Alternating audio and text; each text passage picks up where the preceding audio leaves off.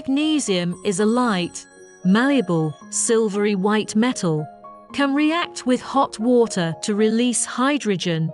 Combustion can produce blinding white light.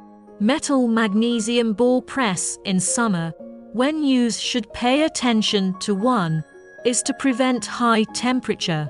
Before the ball press starts to work, first rotate the belt pulley with manpower for 1 to 2 turns.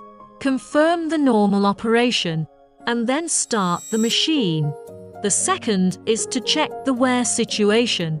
After the magnesium ball press is shut down, to check whether the bolt loose, and metal magnesium ball press wear degree of the vulnerable parts.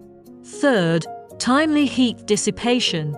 Although the machine itself has a certain heat dissipation function, but this is completely unable to meet the overall heat dissipation needs, so we should pay extra attention to.